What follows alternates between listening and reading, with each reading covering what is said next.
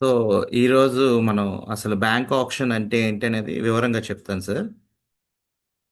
మనం మామూలుగా అయితే బ్యాంక్ ఆప్షన్ అంటే మామూలుగా ఎవరైనా మన కస్టమర్ అంటే బారోవర్ అంటారు. మనం ఈ పదం చాలా వరకు వింటూ ఉంటాం బారోవర్ అంటే. సో బారోవర్ అంటే రుణం తీసుకునే వ్యక్తిని బారోవర్ అంటాం. సో ఆయన ఏదైనా పేమెంట్లో గనక విఫలమైతే అంటే ఆయన చేయాల్సిన వాయిదాలు సక్రమంగా కట్టకపోతే గనక అది ఎన్పిఏ కిందకు వస్తుంది. సో బారోవర్ ఎన్పిఏ గనక అయితే ఆ బ్యాంక్ ఆస్తిని బ్యాంక్ వాళ్ళు స్వాధీనం చేసుకొని ఆప్షన్కి పెడతారు. దేని మీద ఏ యాక్ట్ ఉపయోగించి స్వాధీనం చేస్తారు అంటే సర్ఫాసీ యాక్ట్ అని ఉంటుంది. అంటే ఇది బహిరంగ వేలానికి వేసేయడానికి 2012లో మన ఇండియన్ గవర్నమెంట్ యాక్చువల్ సర్ఫాసీ యాక్ట్ అనేది తీసుకురావడం జరిగింది. సో ఇది వ్యాపారం కాదండి, వాళ్ళ లోన్ రికవరీ చేయడం కోసం మాత్రమే వాళ్ళ ఆస్తిని అనేది స్వాధీనం చేసుకుంటారు. సో ఇందులో మనం ముఖ్యంగా వినపడే పదాలు ఒకటి రిజర్వ్ ప్రైస్, ఒకటి ఈఎండి, ఒకటి యాజ్ ఈజ్ వేర్ ఈజ్ అని. సో రిజర్వ్ ప్రైస్ అంటే వేలంలో మనం ప్రారంభించినప్పుడు కనిష్ట ధర అంటే బ్యాంక్ వాళ్ళు ఆ ప్రాపర్టీని ఇన్స్పెక్షన్ చేసి దాన్ని ఒక వాల్యూ వేపించి దాంట్లో కనిష్టంగా ఎంత ధర పెడితే కస్టమర్స్ ఆకర్షిస్తారు అని చెప్పి పెట్టే ప్రైజ్ని రిజర్వ్ ప్రైస్ అంటారు. ఇది ఫైనల్ ప్రైస్ అయితే కాదు, అదొకటి గుర్తుంచుకోవాలి. రిజర్వ్ ప్రైస్ నుంచి వేలం అనేది బిగిన్ అవుతుంది.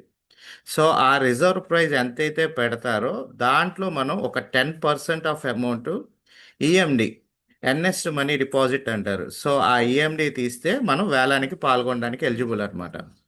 ఈ డిపాజిట్ మనీ అనేది వేలంలో కనుక మనం పాల్గొనకపోయినా లేకపోతే వేలంలో రాకపోయినా ఈ ఈఎండి అనేది మనకి రిటర్న్ అయితే అయిపోతుంది మొత్తం డిపాజిట్. తర్వాత యాజ్ ఈజ్ వేరీజ్ అని మనకి ఆస్తి స్థితి అని ఉంటుంది. యాజ్ ఈజ్ వేరీజ్ అంటే ఎట్లా ఉందంటే ఎట్లాగా, ఏ విధంగా ఉందంటే ఆ విధంగా. అంటే బ్యాంక్ వాళ్ళకి ఎటువంటి సంబంధం ఉండదు దాని మీద. ఏమైనా లీగల్ కాంప్లికేషన్స్ ఉన్నా, లోపల రిపేర్స్ ఉన్నా, లేకపోతే ఇంకేదైనా సరే ఎలాగుందంటే ఆ విధంగానే వాళ్ళ ఆస్తిని మనకు అప్పచెప్తారు.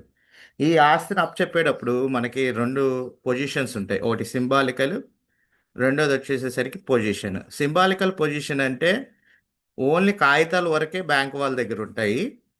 ప్రాపర్టీ అనేది వాళ్ళ దగ్గర ఫిజికల్గా ఉండదన్నమాట. సో ఫిజికల్గా ఓనర్ దగ్గరే ప్రాపర్టీ ఉంటుంది, కానీ ఉత్తి పేపర్స్తోనే మనకి వేలం అనేది వేసేస్తారు. దాన్ని సింబాలికల్ పొజిషన్ అంటాం. అదే పొజిషన్ అంటే బ్యాంక్ వాళ్ళు ఓనర్ని ఖాళీ చేపించిన తర్వాత వాటికి సీజింగ్ చేసేసి తాళాలు వాళ్ళ దగ్గర పెట్టుకుంటారు. దాన్ని పొజిషన్ అంటాం. సో మనకి ఈ రెండు రకాల్లో వేలం అనేది జరుగుతుంది, సింబాలికల్ పొజిషన్ అండ్ పొజిషన్. ఇవి మెయిన్గా మనకి ఆక్షన్లో వెళ్ళేటప్పుడు వినపడే పదాలు. ఇవి మెయిన్గా గుర్తుంచుకోవాలి. ఒకటి రిజర్వ్ ప్రైస్, ఒకటి ఈఎండి, ఒకటి and as is where is సింబాలికలా లేకపోతే పొజిషనా. సో బ్యాంక్ ఆక్షన్ అంటే ఏంటి? బ్యాంక్ ఆక్షన్ అంటే చెల్లించకపోతే ఏదైనా వ్యక్తి బ్యాంక్ రుణం తీసుకున్న తర్వాత విఫలమైతే గనక చెల్లించే వాయిదాల్లో బ్యాంక్ వాళ్ళు స్వాధీనం చేసుకుని ఆ ప్రాపర్టీని ఆప్షన్కి అయితే పెడతారు. సో ఇది ఆప్షన్ సంబంధించి. అయితే బ్యాంక్ ఆప్షన్లో మనకుండే లాభాలు ఏంటి? ఎక్కువ మంది దీని మీద ఎక్కువగా ఆకర్షితం అవుతారు, ఎందుకంటే తక్కువకి వస్తుంది మనకి ప్రాపర్టీ. సో తక్కువకి రాగానే మనం తీసుకుంటే కనుక మనం మంచి బెనిఫిట్ వస్తుందని చెప్పి చాలామంది ఏం చేస్తారంటే బ్యాంక్ ఆప్షన్ అనగానే లాభమే చూస్తారు తప్ప ఉండే రిస్క్లు ఏంటనేది మనం వదిలేస్తాం. మెయిన్ లాభం ఏముంటుంది అంటే మార్కెట్ వాల్యూ మీద 20 to 30%, ఒక్కొక్కసారి 50% కూడా మనకి తక్కువకి వస్తాయి. లీగల్ సేఫ్టీ ఏంటంటే నేరుగా బ్యాంక్ నుంచి కొంటాం కాబట్టి డాక్యుమెంటేషన్ తీసుకున్నా లేకపోతే కొంత పారదర్శకంగా ఉంటుంది. అంటే డాక్యుమెంటేషన్లో మనకి ఎటువంటి ఇబ్బందులు అయితే ఉండవు అనమాట. లీగల్గా మనకి ఏమి ఇబ్బందులు కొంతవరకు రావు, కొంతవరకే లీగల్ సేఫ్టీ ఉంటుంది అనేది మెయిన్గా ఎక్కువ వచ్చే లాభాలు. రిస్క్ ఏంటి అంటే పొజిషన్ ఒకటి. పొజిషన్ బ్యాంక్ వాళ్ళు తీసుకోకుండా కొన్ని సింబాలికల్ పొజిషన్లో వేలాలు వేస్తారు. మీరు ఆప్షన్ నోటీస్ కనుక చూసుకున్నట్లయితే అందులో మనకి సింబాలికల్ ఆర్ పొజిషన్ అని రెండు రకాలు ఉంటాయి. సింబాలికల్ అంటే బ్యాంక్ వాళ్ళ హ్యాండ్ ఓవర్లో లేకుండా ఉత్తి కాగితాలు పెట్టుకుని అంటే పేపర్స్ మాత్రమే ఉంచి బ్యాంక్ ఆప్షన్ వేసేది సింబాలికల్ పొజిషన్.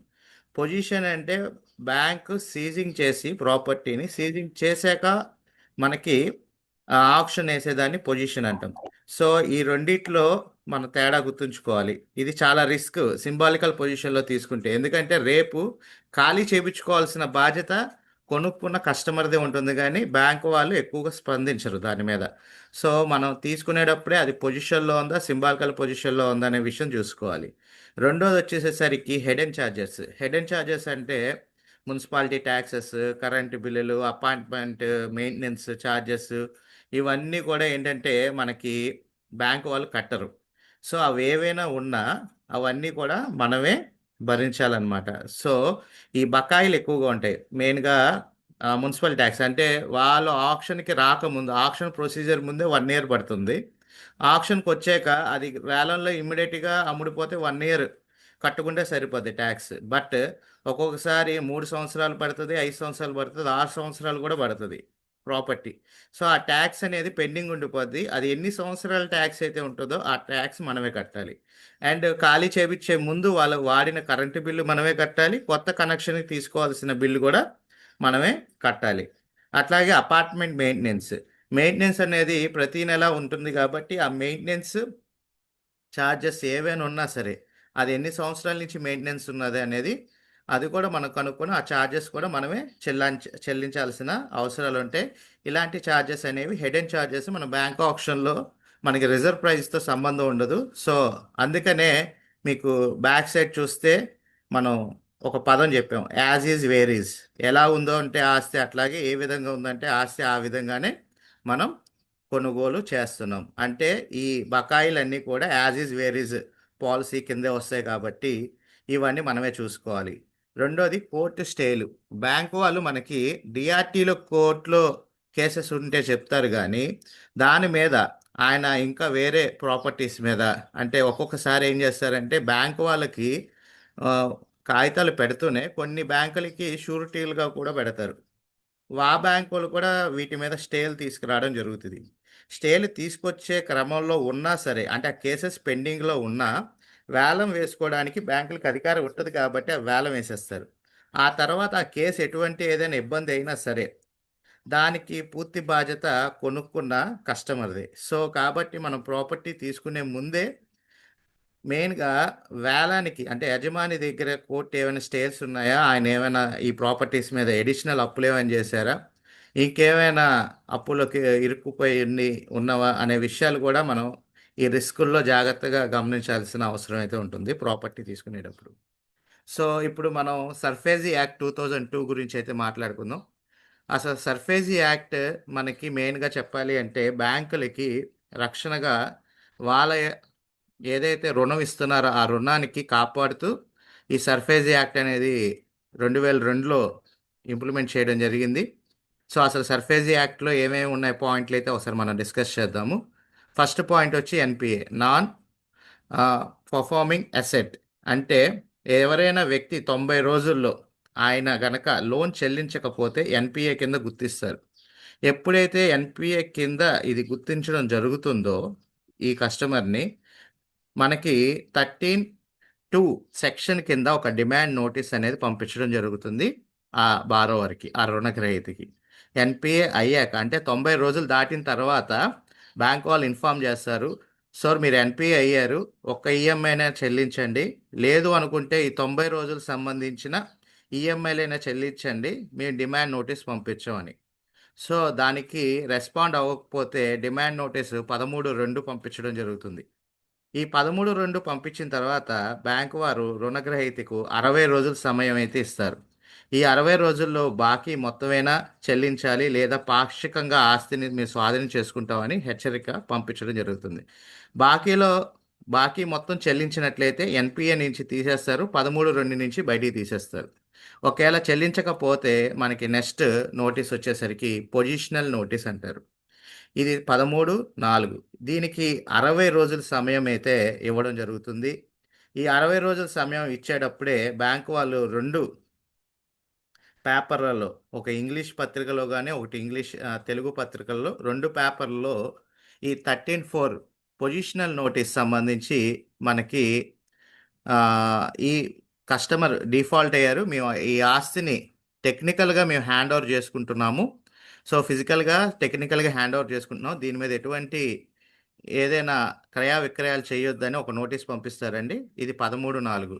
ఈ నోటీస్ వచ్చింది అంటే ఆయన ఎవరైతే రుణగ్రహీత రెండు పనులు చేయాలి. ఒకటి డబ్బులైనా కట్టాలి, లేదు అనుకుంటే డిఆర్టీ కోర్టుకెళ్ళి సమయమైనా తీసుకోవాలి. సో ఈ రెండు పనులు కనుక చేసినట్లయితే ఈ 13/4 నుంచి మనకి నెక్స్ట్ ప్రాసెస్ పొజిషన్ వెళ్ళడానికుండా ఆపడం జరుగుతుంది. లేకపోతే అది ప్రొసీజర్ ఎటువంటి చర్య తీసుకోకపోతే కనుక బ్యాంకు వాళ్ళు ఆస్తిని వేలంలో పెట్టేసి వేలం ప్రొసీజర్ అయితే స్టార్ట్ చేయడం జరుగుతుంది. ఈ వేలం ప్రొసీజర్లో మనకు మెయిన్గా చూసేది ఫస్ట్ బ్యాంకు వాళ్ళు ఆ ఆస్తికి ఒక వాల్యుయేటర్తో అంటే అప్రూవల్ వాల్యుయేటర్తో ఆ ఆస్తిని వాల్యూ చేపించి అంటే వెల కట్టించి దానికి ఒక రిజర్వ్ ప్రైస్ పెట్టడం జరుగుతుంది. ఇది 4వ పాయింట్. సో రిజర్వ్ ప్రైస్ పెట్టిన తర్వాత మనకి ఒక సేల్ నోటీస్ ఇస్తారు. ఈ సేల్ నోటీసు కనీసం 30 రోజులు టైం ఉంటుంది. ఈ 30 రోజుల్లోపు కూడా ఈ సేల్ నోటీస్ పెట్టినప్పుడు ఓనర్కి అవకాశం అయితే ఉంటుందండి. ఓనరు ఈ 30 రోజుల్లోపు తను ఏదైతే రిజర్వ్ ప్రైస్ పెట్టారో ఆ అమౌంట్ నేను కట్టేస్తాను, మళ్ళీ నేను తిరిగి తీసుకుంటాను అంటే ఈ సేల్ నోటీస్ క్యాన్సిల్ చేస్తారు అండ్ ఆ ప్రాపర్టీ ఆస్తిని అనేది ఆ ఓనర్కి ఇవ్వడం జరుగుతుంది. కానీ 30 రోజుల్లోపు కూడా ఆయన స్పందించకపోతే ఆస్తిని వేలం పెడతారు. ఇది మొదటి ఆప్షన్. ఈ మొదటి ఆప్షన్లో డిఆర్టీ కోర్టుకి ఓనర్ వెళ్ళడానికి అవకాశం ఉంటుంది, లేదా స్టే తెచ్చుకోవడానికి అవకాశం ఉంటుంది. కాబట్టి స్టే తెచ్చుకొని ఆపడానికైనా అవకాశం ఉంటుంది, లేదు అనుకుంటే అమౌంట్ కట్టుకొని తీసుకునే అవకాశం అయితే ఉంటుంది. లేదు 30 రోజుల్లో కూడా ఆయన స్పందించలేదు, స్టే తెచ్చుకోలేదు, ఇంకేం జరగకపోతే ఆక్షన్ వేసేస్తారు, వేలం ప్రక్రియని మొదలు పెట్టేస్తారు.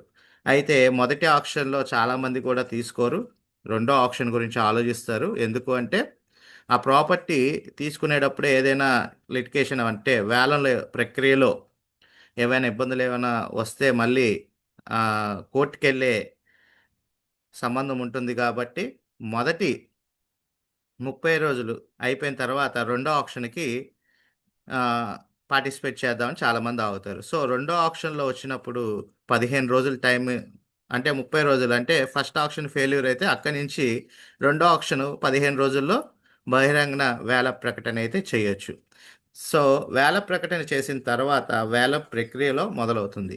ఈ వేల ప్రక్రియలో చూసుకున్నట్లయితే ఆస్తి మనం కొనుగోలు చేయాలంటే మొదటగా వాళ్ళు నిర్ణయించిన రిజర్వ్ ప్రైస్లో 10% ఆఫ్ అమౌంట్ని ఈఎండిగా చెల్లించి ఈఎండిగా చెల్లించిన తర్వాత మనం ఆప్షన్లో పాల్గొంటాం. ఆప్షన్లో పాల్గొన్న తర్వాత ఎవరైతే హైయెస్ట్ బిడ్, దీన్ని H1 బిడ్ అంటారండి, ఎవరైతే ఎక్కువగా పాడుకుంటారో వాళ్ళకి ఈ ప్రాపర్టీ అయితే వస్తుంది. వచ్చిన తర్వాత ఆ ప్రాపర్టీ మీ పేరు మీదకి వచ్చి H1 బిడ్డర్ కనుక అయినట్లయితే మీరు రిమైనింగ్ 24 గంటల్లో ఇంకొక 15% చెల్లించాల్సి వస్తుంది. సో మనం ఆప్షన్కి వెళ్ళే ముందే రిజర్వ్ ప్రైస్ మీద ఒక 25% అమౌంట్ మనం ముందుగా రెడీ చేసుకోవాల్సిన అవసరం అయితే ఉంటుంది. సో ఈఎండి అంటే సాధారణంగా మన 10% తీసుకున్న మళ్ళీ గెలిచిన తర్వాత ఇంకొక 15% కలిపి 25% చెల్లించినట్లయితే మనం హైయెస్ట్ బిడ్డర్ అవుతాము. ఆ ప్రాపర్టీ బ్యాంక్ వాళ్ళు మీకు అమ్మడానికి అంటే ఆ వేలంలో కొనుక్కోవడానికి అంగీకరించినట్టుగా మీకు ఒక కన్ఫర్మేషన్ మెయిల్ అనేది అయితే వస్తుంది. లేదు అంటే బ్యాంక్ వాళ్ళు అఫీషియల్గా లెటర్ అయినా ఇస్తారు. ఆ లెటర్ ఇచ్చిన తర్వాత కాంచి కొన్ని ప్రాపర్టీస్కి అయితే లోన్స్ వస్తాయండి. ఓన్లీ నేషనలైజ్డ్ బ్యాంకుల్లోనే లోన్లు వస్తాయి. లేకపోతే కొన్ని బ్యాంకు వాళ్ళు ఆ బ్యాంకు వాళ్ళే లోన్లు ఇస్తారు కాబట్టి రిమైనింగ్ అమౌంట్ 75% అదే బ్యాంకులో అయినా లోన్ తీసుకోవచ్చు. లేదు అనుకుంటే నేషనలైజ్డ్ బ్యాంకుల్లో లోన్ పెట్టుకొనైనా రిమైనింగ్ 75% మనం 15 నుంచి 90 రోజులు వ్యవధిలోపు చెల్లించాల్సిన అవసరం అయితే ఉంటుంది. అయితే ఒక్కొక్కసారి ఈ సర్ఫేజీ యాక్ట్ మీద కొన్న ఇళ్ళకి లోన్స్ అయితే ఇవ్వరు, ఓన్లీ నేషనలైజ్డ్ బ్యాంకుల్లోనే వస్తాయి. అయితే కొన్ని డాక్యుమెంట్ డీవియేషన్స్ ఉన్న డాక్యుమెంట్లో ప్లాన్ అప్రూవల్స్ కానీ 30 ఇయర్స్ డాక్యుమెంట్ లేకపోయినా, సో ఇలాంటివి ఏవైనా ఉన్నా సరే మనకేంటంటే లోన్స్ రావు. కాబట్టి మనం ముందుగానే ఆ డబ్బును 75% అమౌంట్ని ఫండ్స్ రెడీ చేసుకునేటట్టుగానే ప్రిపేర్ అయి ఉండాలి. లేకపోతే మీరు ఈ కట్టిన ఈ 25% ఫోర్ఫిట్ అయిపోయే అవకాశం అయితే ఉంటుంది. ఇక రెండో విషయం ఏంటంటే అఫీషియల్గా మనకి 15 రోజులు మాత్రమే టైం ఇస్తారు. 15 రోజులు దాటిన తర్వాత మిగతా రోజులకి, అంటే 30 రోజులు దాటిన తర్వాత కాంచి ఇంకొక అఫీషియల్గా ఇంకో 15 రోజులు ఇస్తారు. ఆ 15 రోజులు దాటిన తర్వాత కాంచి మిగతా, అంటే 90 రోజులు మధ్యలో వ్యవధిలో కనుక మీరు కట్టినట్లయితే సంవత్సరానికి 18% ఆఫ్ ఇంట్రెస్ట్ చొప్పున మీరు ఎంతైతే కట్టాలో ఆ అమౌంట్ క్యాలిక్యులేట్ చేసి ఆ అమౌంట్ కలిపి మనం కట్టాల్సిన అవసరం అయితే ఉంటుంది. కాబట్టి ఆప్షన్కి వెళ్ళే ముందే మనం సఫిషియెంట్ ఫండ్స్ ఉంచుకోవాల్సిన అవసరం అయితే ఉంటుంది. అంటే మనం కొంటున్న ప్రాపర్టీకి మనం 15 రోజుల్లోపు డబ్బులు అరేంజ్ చేసుకునేటట్టు ఉన్నట్లయితే, లేదంటే కనీసం కనీసం 30 రోజుల్లోపైనా అరేంజ్ చేసుకున్నట్లయితే మనకి ఎటువంటి ఛార్జెస్ అనేది పడదండి. లేకపోతే అప్పుడు కాంచి మీకు ఈ మిగతా 2 నెలల తర్వాత వ్యవధిలో 90 రోజులకి మీకు 18% ఆఫ్ ఇంట్రెస్ట్ క్యాలిక్యులేట్ చేసి మనం 90 రోజుల్లోపు కట్టాల్సిన అవసరం అయితే ఉంటుంది. ఈ 90 రోజులు దాటిన తర్వాత ప్రాపర్టీ మీరు కట్టకపోతే మీరు కట్టిన డబ్బులన్నీ కూడా ఫోర్ఫిట్ అయ్యే అవకాశం అయితే ఉంటుందన్నమాట. సో మనం ఆ ఆప్షన్కి వెళ్ళేటప్పుడే చాలా జాగ్రత్తగా ఈ ప్రక్రియలని చూసుకోవాలి. సో బ్యాంక్ ఆప్షన్లో మనం కొన్నాం, కొనక ముందు అసలు లీగల్గా చూసుకోవాల్సిన బాధ్యతలు ఏంటి అనేది అయితే ఇప్పుడు మనం చూస్తున్నామండి.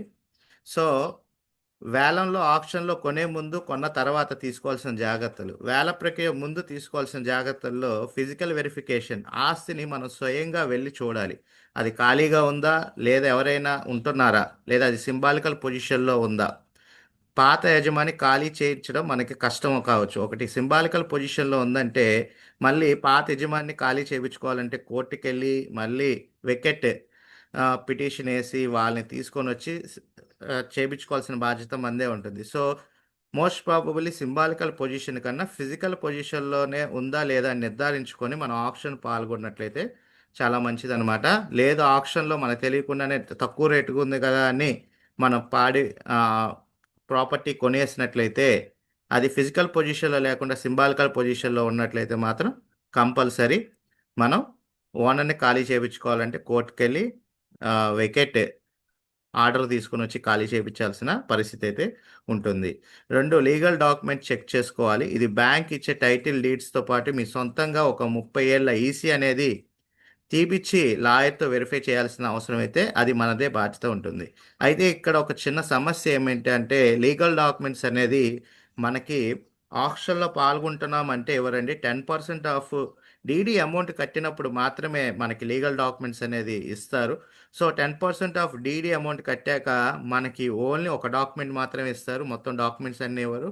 సో ఆ డాక్యుమెంట్ని బేస్ చేసుకొని మనం 30 ఏళ్ళ ఈసీ తీసుకొని ఆ ఈసీలో ఉన్న డాక్యుమెంట్స్ ఏవైతే ఉన్నాయో ఆ డాక్యుమెంట్స్ వైజ్గా మనకు కావాల్సిన డాక్యుమెంట్లన్నీ కూడా అక్కడున్న రిజిస్టర్ ఆఫీస్ నుంచి తీసుకొని అవన్నీ లీగల్ వెరిఫికేషన్ చేయించుకోవాల్సిన బాధ్యత మనదే ఉంటుంది. మొత్తం డాక్యుమెంట్స్ కొన్ని బ్యాంకులు అయితే ఇస్తాయి, కొన్ని బ్యాంకులు అయితే ఇవ్వవు. ఓన్లీ బ్యాంకులు మనకి డాక్యుమెంట్ నెంబర్స్ మాత్రమే ఇస్తాయి. ఎందుకు అంటే డాక్యుమెంట్ అనేది ప్రతి వాళ్ళకి ఇవ్వకూడదు అనే ఒక లీగల్ పాయింట్ ఉండడం వల్ల బ్యాంక్ వాళ్ళు ఓన్లీ మనకి టైటిల్ డీడ్ సంబంధించిన డాక్యుమెంట్ నెంబర్ కానీ, లేదంటే వాళ్ళు చేయించిన మార్టిగేజ్ మరియు ఆ కస్టమర్ సంబంధించిన టైటిల్ డీడ్ మాత్రమే 2 డాక్యుమెంట్లే ప్రజెంట్ చేస్తారు. సో దాన్ని మనమే 30 ఏళ్ళ సంబంధించిన ఈసీ మనమే తీసుకొని అందులో సంబంధించిన లింక్ డాక్యుమెంట్స్ ఏమేవైతే ఉన్నాయో ఆ విషయాలన్నీ మనం తీసుకోవాల్సిన అవసరం అయితే మన దగ్గర ఉంటుంది. సో బ్యాంక్ వాళ్ళు ఇంకోటి ఇచ్చేది ఏంటంటే ఎల్ఓడి ఇస్తారు, లిస్ట్ ఆఫ్ డాక్యుమెంట్. ఆ లిస్ట్ ఆఫ్ డాక్యుమెంట్ అండ్ ఈ ఈసీలో ఉన్న డాక్యుమెంట్ నెంబర్స్ మనకి ఇచ్చిన టైటిల్ డీడ్ సంబంధించి మొత్తం అన్నీ కూడా వెరిఫికేషన్ చేసుకోవాల్సిన బాధ్యత మనదే ఉంటుందన్నమాట. రెండోది బకాయి వివరాలు. అంటే మున్సిపల్ ట్యాక్స్ ఎంత ఉంది, కరెంటు బిల్ ఎంత ఉంది, వాటర్ ట్యాక్స్ ఎంత ఉంది, అపార్ట్మెంట్ మెయింటెనెన్స్ ఎంత ఉంది అనే బకాయిలు సంబంధించి వేలానికి వెళ్ళక ముందే మనం కనుక్కోవాల్సిన అవసరం అయితే ఉంటుంది. ఎందుకంటే అవి మనం కొన్నదానికన్నా ఈ మున్సిపల్ ట్యాక్స్ కానీ, కరెంటు బిల్లు కానీ, వాటర్ ట్యాక్స్ కానీ ఎక్కువ అయినట్లయితే ఆ బిల్లులన్నీ మనమే కట్టాలండి. బ్యాంక్ వాళ్ళకి ఎటువంటి సంబంధం అయితే ఉండదు. ఎందుకంటే already as is where is policy మీద మనకు అమ్ముతున్నారు కాబట్టి ఆ municipal tax, current bill, water tax, apartment maintenance ఇంకా మరేదైనా బకాయిలు ఉన్నట్లయితే అవి లీగల్గా కానీ మనం ఏదైనా మనమే చూసుకోవాల్సిన అవసరం అయితే ఉంటుంది. అండ్ కోర్టు స్టేలు ఏమైనా ఉన్నా సదరు ఆస్తి మీద ఏదైనా డిఆర్టీలో కేసెస్ ఉన్నా లేదా బారోవర్ కేసెస్ వేసినా బారోవర్ పైన ఎవరైనా కేసెస్ వేసినా సో ఈ కేసెస్ అన్ని స్టేలో ఏవైనా ఉన్నాయా లేవా అనేది కూడా స్వయంగా మనమే చెక్ చేసుకోవాల్సిన అవసరం అయితే ఉంది ఆక్షన్ ప్రాపర్టీస్కి వెళ్ళే ముందు కొనే ముందు. సో వేలం ప్రక్రియ తర్వాత తీసుకోవాల్సిన జాగ్రత్తలు అంటే ఆప్షన్లో మనం 10% బిడ్ కట్టాము అంటే ముందుకి వెళ్ళేటప్పుడే 25% అమౌంట్ ముందుగానే మన చేత్తో అయితే పట్టుకోవాలండి. అలా గనక పట్టుకోకపోతే తర్వాత మనకి చాలా ఇబ్బందులు అయితే వస్తాయి. ఎందుకంటే మినిమం 25% కట్టుకున్నట్లయితే మనకు ఒక 15 రోజులు టైం వస్తుంది. తర్వాత రిమైనింగ్ 75%కి 15 రోజులు టైం ఇస్తారు కాబట్టి మనకు ఆ ప్రాపర్టీ మీద లోన్ వస్తే ఓకే, లోన్ రాకపోతే సఫిషియెంట్ ఫండ్స్ అంటే 100% ఫండ్స్ మన చేతిలోనే ఉండేటట్టు చూసుకోవాలి. లేకపోతే ఏ ఒక్క విషయంలో మనకి లేట్ అయినా మీరు కట్టిన డబ్బులు తిరిగి రావు. అవి ఖచ్చితంగా గుర్తుంచుకోవాల్సిన విషయం.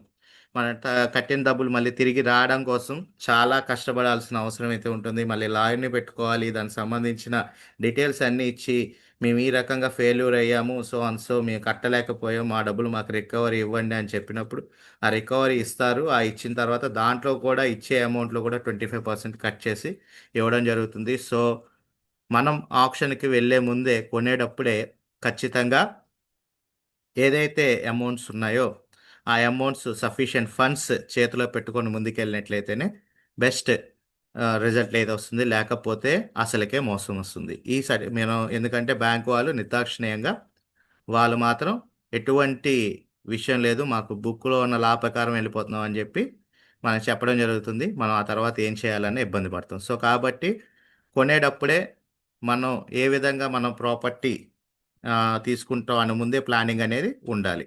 తర్వాత సేల్ సర్టిఫికేట్ తీసుకునేటప్పుడు అంటే పూర్తిగా బ్యాంకుకి డబ్బులు కట్టేశాక మనకి సేల్ సర్టిఫికేట్ అనేది 2 రోజుల్లో మనకి ఇవ్వడం జరుగుతుంది. ఇచ్చిన తర్వాత అందులో ఎటువంటి తప్పులు లేకుండా చూసుకోవాలి. అంటే ఇంటి పేరు కానీ 4 వైపులా మనం ఇచ్చిన డాక్యుమెంట్లో ఫస్ట్ ఇచ్చిన సేల్ డీడ్ తర్వాత ఇచ్చిన సేల్ సర్టిఫికేట్లో ఉన్న 4 వైపుల హద్దులు కానీ ఇవన్నీ కూడా కరెక్ట్‌గా ఉన్నాయా? లేదా? అనేది ఒకటికి 2 సార్లు పరిశీలించి ఏవైనా తప్పులు ఉన్నట్లయితే ఆ తప్పుల్ని ముందుగానే మనం రిజిస్టర్ చేసుకోక ముందుగానే ఆ సేల్ సర్టిఫికేట్‌ని మార్పులు చేసుకోవాలనమాట. సేల్ సర్టిఫికేట్ వచ్చిన తర్వాత చాలామంది బ్యాంకర్స్ ఏం చెప్తారు అంటే, సేల్ సర్టిఫికేట్ ఉంటే సరిపోతుందండి రిజిస్ట్రేషన్ అవసరం లేదు అంటారు. సో, కొన్ని నార్త్ ఇండియన్ బ్యాంక్స్ అయితే రిజిస్ట్రేషన్ చేయవు. ఓన్లీ సేల్ సర్టిఫికేట్ మీద వదిలేస్తాయి. సేల్ సర్టిఫికేట్కి రిజిస్టర్కి తేడా ఏంటంటే సబ్ రిజిస్టర్లో మీకు సేల్ సర్టిఫికేట్ ఇచ్చారనే విషయం సబ్ రిజిస్టర్ గారికి తెలియదు కాబట్టి ఆ ప్రాపర్టీకి ఇంకా పాత ఓనర్ అనుకుంటారు కాబట్టి మనం రిజిస్టర్ ఆఫీస్లో ఆ సేల్ సర్టిఫికేట్ని కంపల్సరీ రిజిస్టర్ చేయించుకోవడం మన బాధ్యతే ఉంటుంది.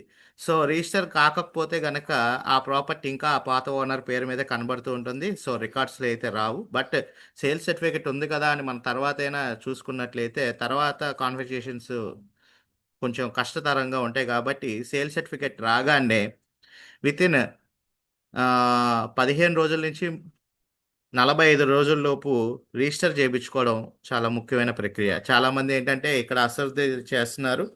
సేల్ సర్టిఫికేట్ వచ్చింది కదా రిజిస్ట్రేషన్ తర్వాత ఏం చేయించుకుందాం అని వదిలేస్తారు. సో మనకిచ్చిన ఇష్యూ చేసిన మేనేజర్ మనతో ఉండే మేనేజర్ ఉండొచ్చు, వాళ్ళు ఇంకో బ్యాంకులకు వెళ్ళొచ్చు. సో వచ్చిన మేనేజర్కి ఖాళీ ఉండకపోవచ్చు, ఆథరైజ్డ్ ఆఫీసర్ మారుతూ ఉండొచ్చు. సో ఇలాంటి ఇబ్బందులన్నీ కూడా ఈ రిజిస్టర్ ప్రక్రియలో అయితే ఉంటాయి కాబట్టి మనకి సేల్ సర్టిఫికేట్ ఇష్యూ అవ్వగానే మనం మినిమంగా ఒక 15 రోజుల నుంచి 35 రోజుల నుంచి 45 రోజుల లోపు కనుక చేపించుకోగలిగితే మనకి ఎటువంటి ఇబ్బందులు అయితే ఉండవు. లేకపోతే రిజిస్టర్ గారి కార్యాలయంలో అది ఇంకా పాత రిజిస్టర్ ఆఫీస్ సంబంధించిన విషయం మీదే ఉందని ఉన్నట్టు ఉంటుంది. సో కాబట్టి సేల్ సర్టిఫికేట్ రాగానే రిజిస్ట్రేషన్ చేయించుకోవడం ఉత్తమమైన పద్ధతి. సో లీగల్ కాంప్లికేషన్స్ వస్తే బాధ్యత ఎవరిది ఉంటుంది? సో మనం కొనేసిన తర్వాత లీగల్ కాంప్లికేషన్స్ కనుక వచ్చినట్లయితే అది పూర్తిగా మన మీదే ఉంటుంది. సో బ్యాంక్ వాళ్ళు ఎటువంటి బాధ్యత వహించరు. యాజ్ ఈజ్ వేర్ ఈజ్ అన్నట్టు ఏదైతే లా ఉందో ఆ ప్రకారంగా వదిలేస్తారనమాట. సో కాబట్టి ముందుగానే మనం తీసుకోక ముందే దాని మీద ఏమైనా లీగల్‌గా సమస్యలు ఉన్నాయా? లెవ్వా? అనేది మనం చూసుకొని 1కి 2 సార్లు చూసుకొని మనం ప్రాపర్టీ తీసుకోవడం అనేది చాలా బెస్ట్ పనండి. లేకపోతే తర్వాత చాలా రకాలైన లీగల్ కాంప్లికేషన్స్ అయితే మనకొచ్చే అవకాశం అయితే ఉంటుంది. సో రెండోది వచ్చేసేసరికి సర్ఫేసీ యాక్ట్లో మనం తీసుకునేటప్పుడు పొజిషన్, ఫిజికల్ పొజిషన్ అనేది ఉంటుంది. పొజిషన్లో ఉంటే ఎటువంటి ప్రాబ్లం లేదు కానీ అది సింబాలికల్ పొజిషన్లో ఉన్నట్లయితే పాత యజమాని ఖాళీ చేయించాల్సిన వెకేషన్ ఆర్డర్ కూడా మనమే తెచ్చుకోవాల్సిన అవసరం అయితే ఉంటుందన్నమాట. సో ఆ ఆస్తి మీద ఏమైనా పాత తాకట్లు కానీ ఇంకేమైనా బాధ్యతలు ఉన్నా అవన్నీ కూడా మనమే చేసుకోవాల్సిన అవసరం అయితే ఉంటుంది. అది కోర్టు మన బ్యాంక్ వారికి ఎటువంటి సంబంధం అయితే ఉండదు. ఒక్కొక్కసారి ఏమవుతాయంటే ఆక్షన్‌లో కొనేసిన తర్వాత కూడా సేల్ సర్టిఫికేట్ ఇష్యూ కాకముందే దాని మీద స్టేలు అయితే తీసుకురావడం జరుగుతుంది. ఒకవేళ అలా స్టేలు గనుక తీసుకొచ్చినట్లయితే మనం కట్టిన డబ్బులు అక్కడ ఆ స్టే అయ్యేదాకా, ఆ కోర్టు తీర్పు వచ్చేదాకా ఇరుక్కుపోయే పరిస్థితి అయితే ఉంటుంది. అలా ఇరుక్కుపోయే పరిస్థితి గనుక వచ్చినప్పుడు మనకి మన అమౌంట్లు సంవత్సరాల తడబడి లాక్ అయిపోతాయండి. సో, ముందుగానే ప్రాపర్టీ తీసుకుంటున్నాము అంటే ఖచ్చితంగా బ్యాంక్ వారి నుంచి తీసుకుంటున్నాను ఖచ్చితంగా ఇవన్నీ కూడా మనం చెక్ చేసుకోవాల్సిన అవసరం అయితే ఉంటుంది. సో, లేకపోతే మానసికమైన ఒత్తిడి అనేది కొనుక్కుంటున్న కస్టమర్‌కి అయితే ఉంటుందన్నమాట. సో, ఎప్పుడైనా గమనించాల్సిన ముఖ్య విషయం. సో, చాలామంది బ్యాంక్ ఆక్షన్‌లో లోన్ రాదనుకుంటారు. కానీ వేలం వేస్తున్న బ్యాంకుకి ఇతర బ్యాంకుల నుంచి కూడా లోన్ పొందే అవకాశం ఉంటుంది. అయితే ఈ లోన్ సంబంధించి ఫైనాన్షియల్ సంబంధించి చూసుకున్నట్లయితే ఆప్షన్ సంబంధించి మనకి మెయిన్‌గా డీవియేషన్స్ అనేది ఉండకూడదు. ప్రాపర్టీ సంబంధించిన డీవియేషన్స్ అనేది మనకి లోన్స్ మీద ఉండకూడదు. సో, డీవియేషన్స్ గనక ఉన్నట్లయితే అంటే కొన్ని ప్రైవేట్ బ్యాంకులు లోన్స్ వేస్తాయి. And financial company లోన్‌లేస్తాయి.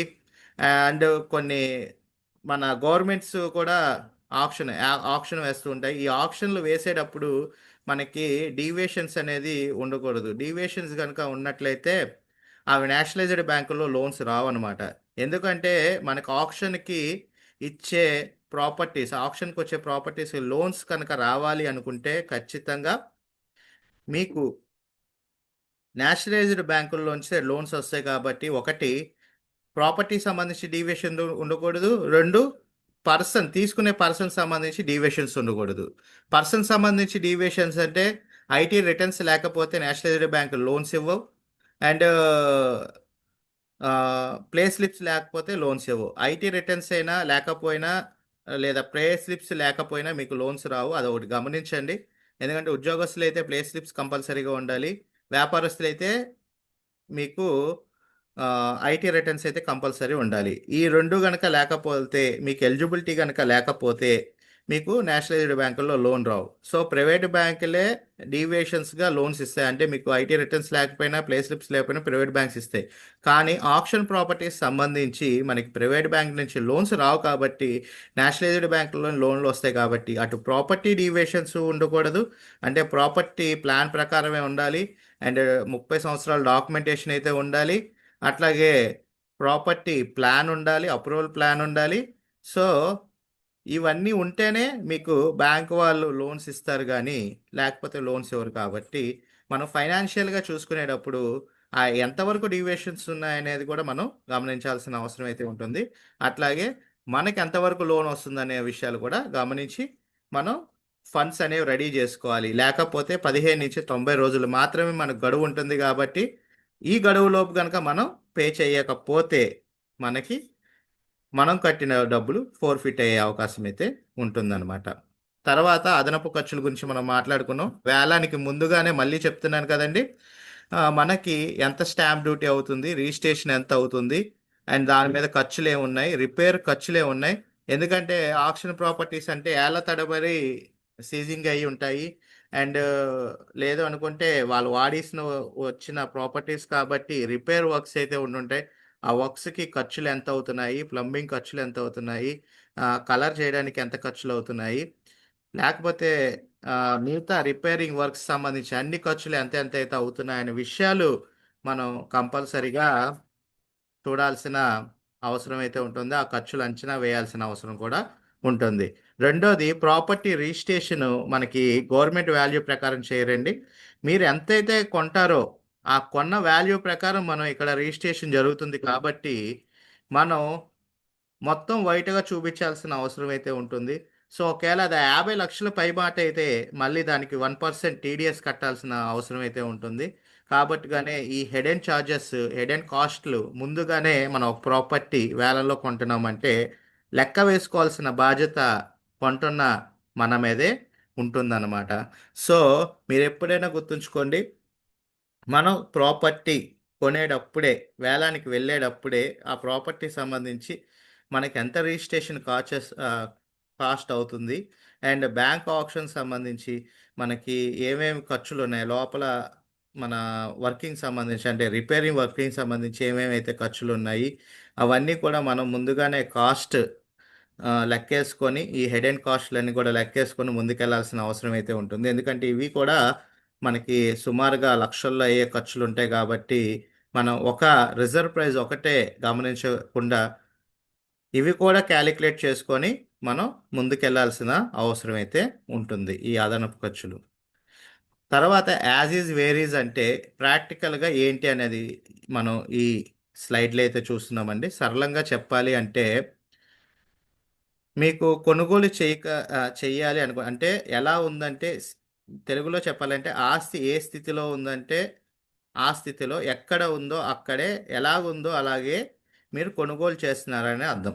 దీని చట్టబద్ధత ఏంటి అంటే అది ఫిజికల్ పొజిషన్లో ఉందంటే ఫిజికల్ పొజిషన్, లేదు సింబాలికల్ పొజిషన్లో ఉందంటే సింబాలికల్ పొజిషన్, చట్టపరమైన స్థితిలో ఉందంటే, చట్టపరమైన స్థితి అంటే మీకు లీగల్ కాంప్లికేషన్లో ఉందంటే లీగల్ కాంప్లికేషన్లో ఉన్నట్టు, లేకపోతే ఆ ఇల్లు శిథిలావస్థలో ఉందా, లోపల వైరింగ్స్ ఊడిపోతున్నాయా, కిటికీలు పోతున్నాయా, అలా రిపేరింగ్ అలా ఉందంటే, ఎలా ఉందంటే ఆ రకంగానే మీకు యాజ్ ఈజ్ వేర్ ఈజ్, ప్రాక్టికల్గా చెప్పాలి అంటే ఎలా ఉందంటే ఆ స్థితిలోనే, ఏ విధంగా ఉందంటే ఆ విధంగానే, ఎలాగ ఉందో అలాగా మీకు చెప్తున్నారని అర్థం.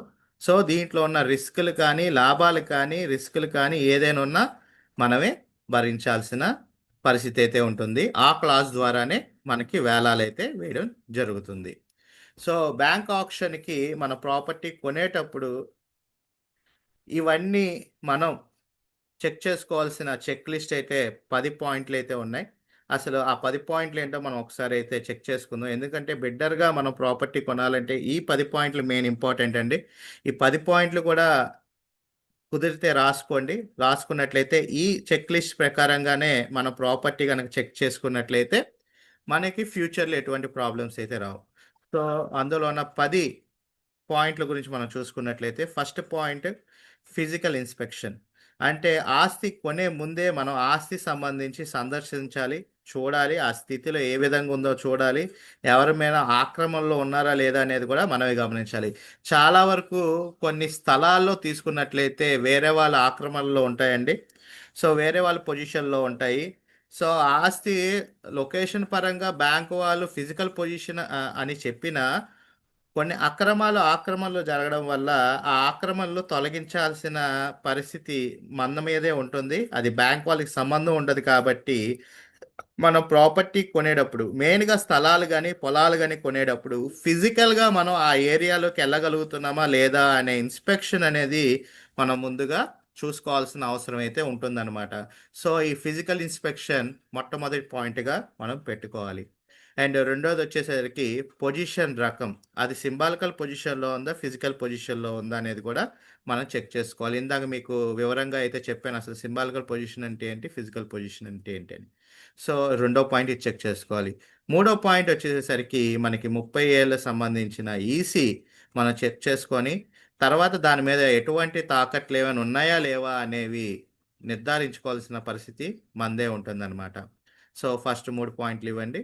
తర్వాత 4 పాయింట్లు కనుక గమనించినట్లయితే నాలుగో పాయింట్ బకాయి వివరాలు. అంటే మనకి పెండింగ్ మున్సిపల్ ట్యాక్సెస్, కరెంటు బిల్లులు, appointment maintenance charges and registration charges ఇవన్నీ కూడా మనం బకాయి వివరాలన్నీ కూడా ముందుగానే మనం తెలుసుకోవాల్సిన అవసరం అయితే ఉంటుంది. ఐదోది వచ్చేసరికి reserve prices versus market value. Reserve price ఒక్కొక్కసారి ఏం చేస్తారంటే మార్కెట్ వాల్యూ కన్నా ఎక్కువ పెడతారు. కొన్ని చోట్ల గవర్నమెంట్ వాల్యూ ఎక్కువగా ఉంటుంది, మార్కెట్ వాల్యూ తక్కువగా ఉంటుంది. బ్యాంక్ వాళ్ళు మోస్ట్ ప్రాబబుల్లీ గవర్నమెంట్ వాల్యూని కన్సిడర్ చేస్తారు కాబట్టి అక్కడ మార్కెట్ వాల్యూ ఉదాహరణకి కొన్ని గుంటూరు ప్రాపర్ ఏరియాస్లో కొన్ని ఏరియాల్లో గజం 30,000 ఉంటే మార్కెట్ 15,000 నడుస్తుంది. సో అలాంటి వాటిల్లో మీకు స్థలాలు అంటే ఎక్కువగా మార్కెట్ కన్నా గవర్నమెంట్ వాల్యూలు ఎక్కువ ఉంటాయి కాబట్టి వాళ్ళు ఎక్కువగా లోన్స్ తీసుకొని ప్రాపర్టీస్ని వదిలేస్తూ ఉంటారు. సో వాళ్ళు రిజర్వ్ ప్రైస్ కూడా ఆ గవర్నమెంట్ వాల్యూ ప్రకారమే పెడతారు కాబట్టి అక్కడ మార్కెట్ వాల్యూ కన్నా అది తక్కువగా ఉన్నట్లయితే మనం కొనడం అనవసరం.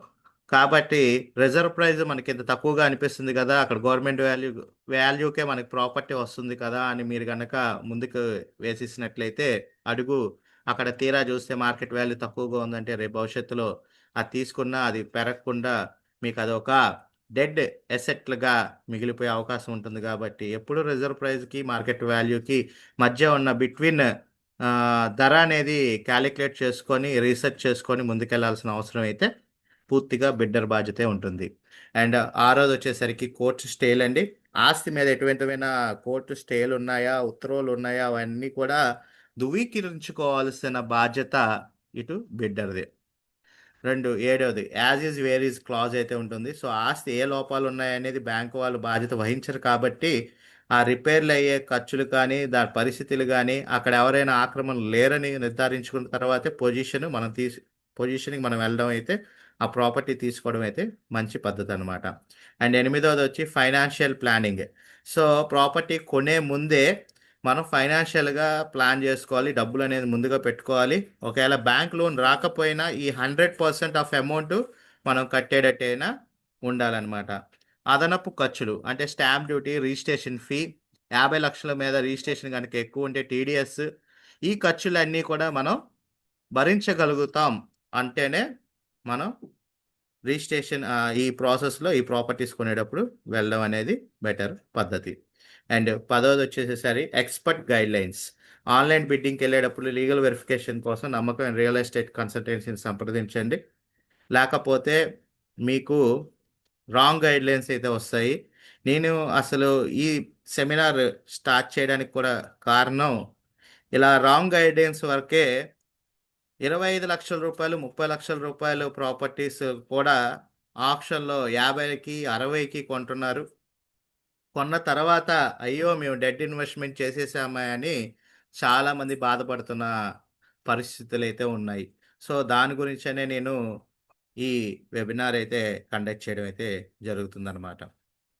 సో మా గురించి అయితే చెప్తున్నానండి. మా ప్రొఫైల్ మెయిన్గా మేము 10 years Kanchi SB associate and RB properties real estate మేము విజయవాడ, గుంటూరు అండ్ వైజాగ్ ఏరియాల్లో చేయడం జరుగుతుంది.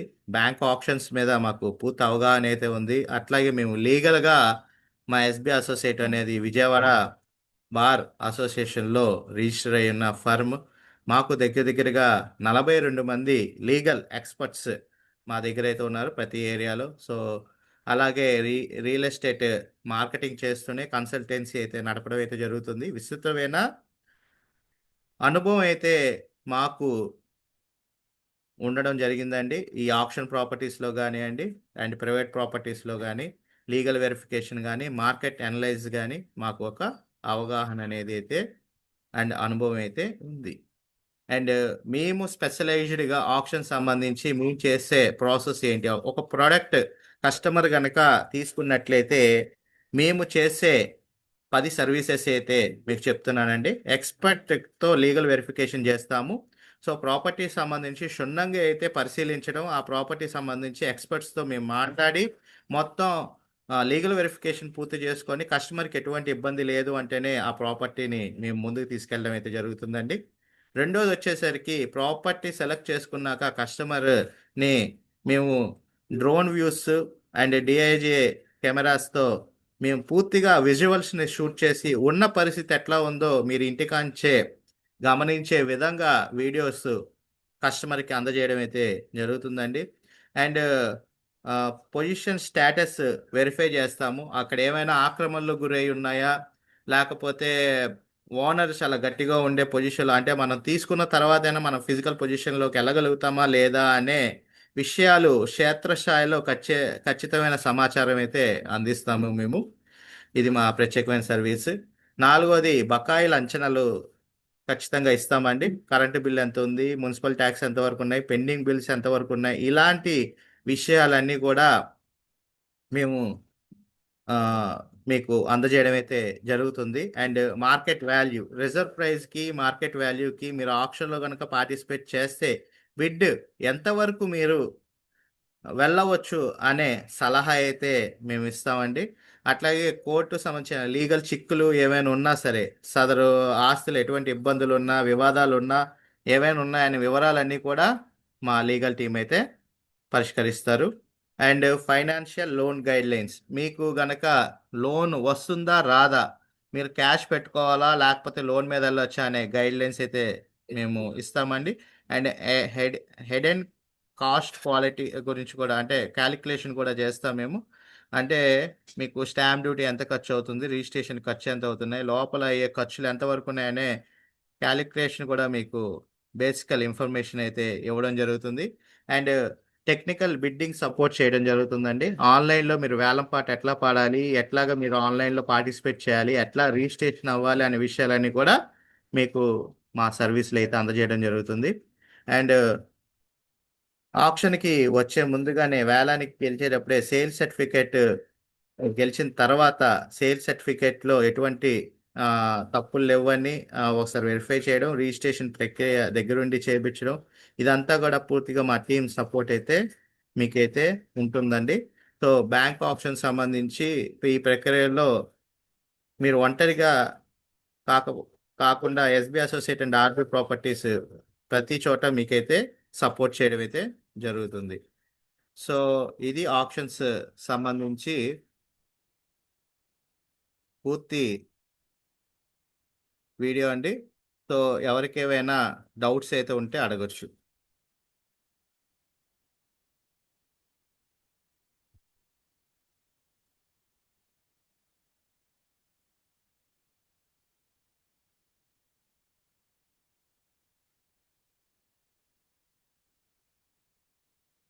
హలో. సార్ చెప్పండి సార్. ఆ, నమస్తే అండి. ఫస్ట్ ఆఫ్ నమస్తే ఆల్ సార్. థ్యాంక్స్ అండి. మతలబ్ అంటే ఇది బాగా క్లియర్‌గా ఎక్స్‌ప్లెయిన్ చేశారు. Okay sir. కొన్ని నేను కూడా ఈ మధ్య చూస్తున్నానండి. దాంట్లో ఏంటంటే ఆహ్, ఇప్పుడు గవర్నమెంట్ వాల్యూ ఉంటుంది. దానికంటే తక్కువలో పెడుతున్నారు. ఇప్పుడు అదే ఫోన్ చేసి నేను కనుక్కుంటున్నానండి బ్యాంక్ వాళ్ళని. వాళ్ళకేంటంటే క్లియర్‌గా పొజిషన్ ఫిజికల్ అనే చూపిస్తున్నారు. కాకపోతే ఆహ్, అదే సర్వే చేపిచ్చాలి అట్లా అంటున్నారు. ఉమ్. అంటే మేము అజంప్షన్ ఏం తీసుకోవాలండి? అంటే మార్కెట్ వాల్యూ కంటే తక్కువ పెట్టినయి అది ప్రాపర్ డాక్యుమెంటేషన్ లేదు. వాటికి ఇష్యూస్ ఉన్నాయని అనుకోవాలా అండి? లేకపోతే అంటే యాక్చువల్గా మీరు అడిగిన క్వశ్చన్ మళ్ళీ ఒక్కసారి చెప్పండి సార్ మళ్ళీ. సో, యాక్చువల్‌గా గవర్నమెంట్ వాల్యూ కంటే తక్కువకి పెడుతున్నారండి. అది ఉమ్. ఓకే. అప్పుడు అదే తక్కువకుందని నేను ఫోన్ చేసి కనుక్కున్నాను బ్యాంక్ వాళ్ళని. ఉమ్. అంటే ఎక్కడ లొకేషన్ ఏంటి? ఎగ్జాక్ట్ ఏంటి? అని అడిగితే అప్పుడు ఏమన్నారంటే లొకేషన్ మాకు క్లియర్‌గా తెలీదు. ఉమ్. సర్వే చేపించాలి అని చెప్పారండి అప్పుడు. ఉమ్.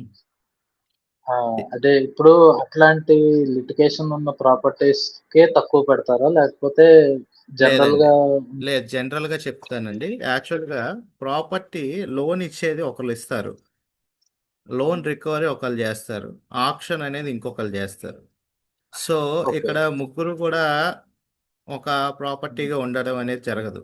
సో వాళ్ళు ఏం ఓకే. చేస్తారు అంటే, ఒక మనం ఫస్ట్ పాయింట్ కూడా ఇక్కడ ఒక చర్చించుకున్నాం. ప్రాపర్టీ వేలానికి వెళ్ళ ముందే ఒక లీగల్ ఎవరైతే ఎంపానల్మెంట్ అయిన వాల్యువర్ ఉంటారో ఆ వాల్యువర్తో వాల్యూ వేపిస్తారనమాట ఆ ప్రాపర్టీని. అయితే ఇక్కడ ఆ ఓకే. వాల్యూ వేయించిన అతని దగ్గరే ఈ సంబంధించిన ఏవైతే గూగుల్ కోఆర్డినేట్స్ ఉంటాయో ఆ సర్వే సంబంధించి, ఆ ప్రాపర్టీ సంబంధించి ఆయన దగ్గర ఉంటాయి. అయితే ఈ యాక్సెస్ ఓకే. అనేది ఈ రికవరీ ఏజెంట్స్కి కొంతమందికి ఇస్తారు, కొంతమందికి ఇవ్వరు. అయితే ఇక్కడ మనం ఓకే. అడగాల్సింది ఏంటి అంటే, అలాంటి properties, so first hmm. Google coordinates అనేది కంపల్సరీ అడగాలి. Google coordinates okay. అంటే exact location pinpoint area. వచ్చిన తర్వాత ఆ నాలుగు వైపుల హద్దుల్లో ఎవరెవరు ప్రాపర్టీస్ అనేది ఉన్నాయి అంటే మీరు మార్టిగేజ్ చేయించుకునేటప్పుడు ఈ నాలుగు హద్దుల్లో ఎవరు ఉన్నాయి అంటే ఒకవైపు రోడ్డు ఉందా ఇంకోవైపు పలానా ఏ ఏ, పలానా బి పలానా సి ప్రాపర్టీస్ వాళ్ళ ఏమైతే ఉన్నాయో ఆ షెడ్యూల్ పేపర్ అనేది కంపల్సరీగా అడగాల్సిన అవసరం అయితే మనదైతే ఉంటుంది. సో ఆ అడిగిన తర్వాత ఆ గూగుల్ కోఆర్డినేట్స్లో ఉన్న సర్వే నెంబర్, వీళ్ళు రిజిస్టర్ చేయించు మార్టిగేజ్లో చేయించుకున్న సర్వే నెంబర్ రెండు చూసి రెండు ఒకటే అని నిర్ధారించుకున్నట్లయితే మనం ఆప్షన్ ప్రాపర్టీ తీసుకోవడానికి ఇబ్బంది లేదు. ఎందుకంటే ఈ ఆప్షన్స్లో మనం ముందుకెళ్ళేటప్పుడు లోన్ ఇచ్చే వాళ్ళు ఒకరు ఉంటారు, అంటే వెరిఫికేషన్ టీం ఒకరు ఉంటారు, తర్వాత లోన్ ప్రక్రియని తీసుకొని వెళ్ళే వాళ్ళు ఒకరు ఉంటారు. సో వీళ్ళు అందరూ డిఫరెంట్ డిఫరెంట్ పీపుల్ డిఫరెంట్ డిఫరెంట్కి వెళ్తారు కాబట్టి ప్రతి ఒక్కరికి ఆ ప్రాపర్టీ సంబంధించిన డీటెయిల్స్ ఉండవు. రికవరీ ఆయనకి ఎంతసేపు రికవరీ గురించి ఆలోచిస్తాడు, ఆ ప్రాపర్టీ ఓకే. ఏరియా ఎక్కడుంది, నాలుగు వైపుల హద్దులు ఏమున్నా ఇదేంటి అనే విషయం చెప్పరు. వేలంపాట వేసేవాళ్ళు ఈ మధ్య కాలంలో ఈ వేలంపాట థర్డ్ పార్టీస్ వేస్తున్నాయి. మీకేమి అదే ఓకే. బ్యాంకు వేలం పార్టీ వేలం వేయదు, ఒక థర్డ్ పార్టీ వెబ్సైట్ వాళ్ళకి ఇచ్చేస్తారు. పలానా ప్రాపర్టీ ఉంది మేము వేలం వేస్తాం, దాంట్లో ఒక 2% 3% కమిషన్ ఆ వెబ్సైట్కి బ్యాంక్ వాళ్ళు చెల్లిస్తారనమాట. సో వాళ్ళు వేసేసేటప్పుడు అంటే ఆ వేలం వేసేటప్పుడు వాళ్ళకు కూడా ఎగ్జాక్ట్ లొకేషన్స్ తెలియవు. కాబట్టే మనం ప్రాపర్టీ మనకి నచ్చింది మనం తీసుకోవాలనుకుంటున్నప్పుడు ఖచ్చితంగా ఫిజికల్ వెరిఫికేషన్ అనేది మనమే వెళ్ళాలి.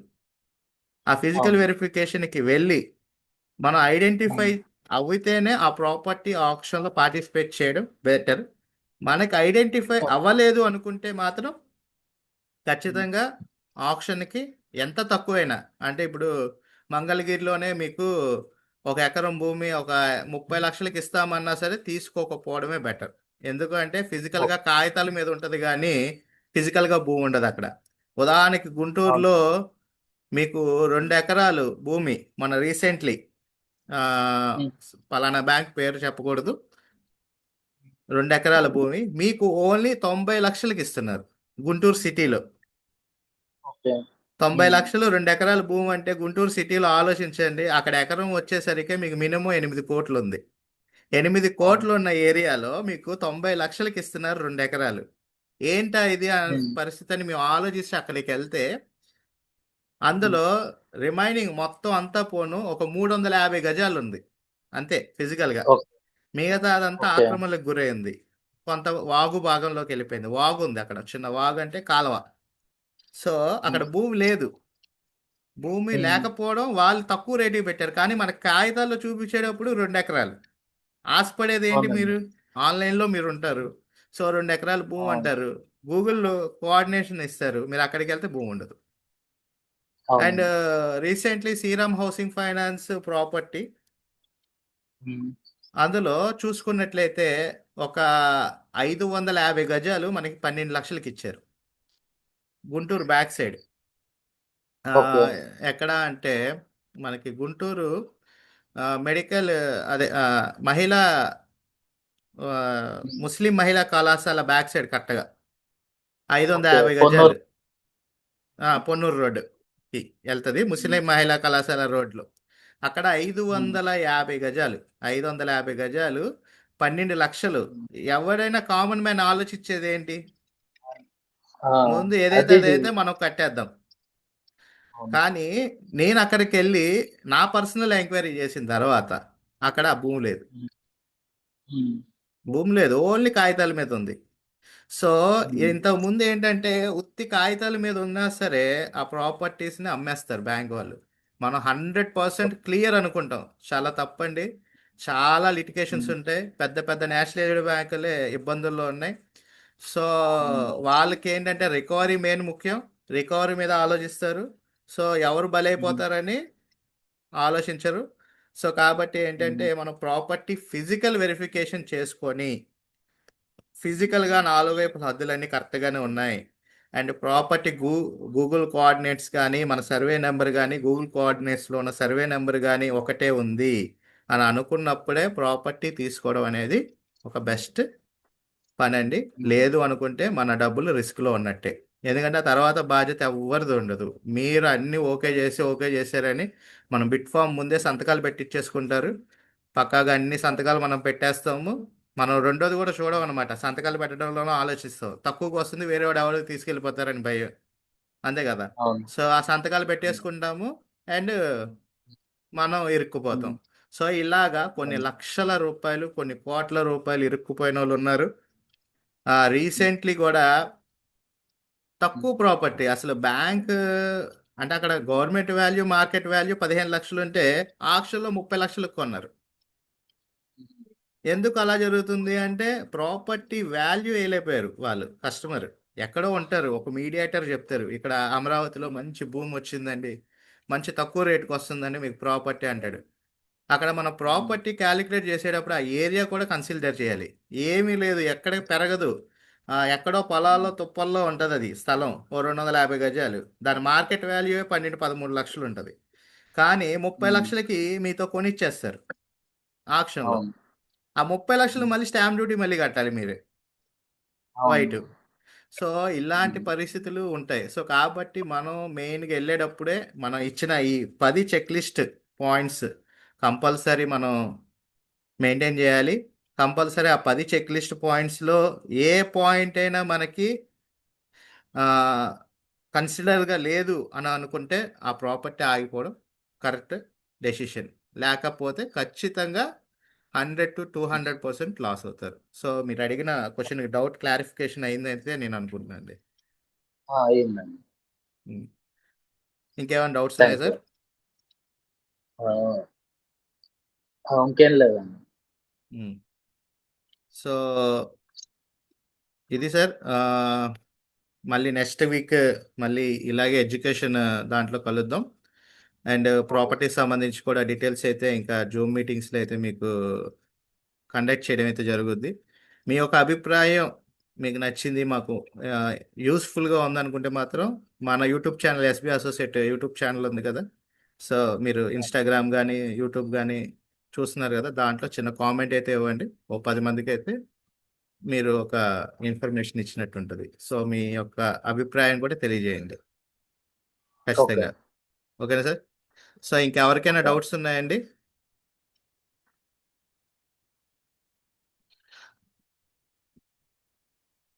ఓకే. సో ఇదండి మన సంబంధించి ఈరోజు బ్యాంక్ ఆప్షన్ ప్రాపర్టీస్ ఎట్లా కొనాలి ఏంటి అనే విషయం గురించి అయితే మనం పూర్తిగా మాట్లాడుకున్నాం. సో మళ్ళీ నెక్స్ట్ వీక్ అయితే మళ్ళీ కలుసుకుందాం. అందరికి కూడా హ్యావ్ ఏ గ్రేట్ డే అందరికి ఉండాలని నేను కోరుకుంటూ థ్యాంక్ యూ అండి. Thank you for watching. Thank you అండి.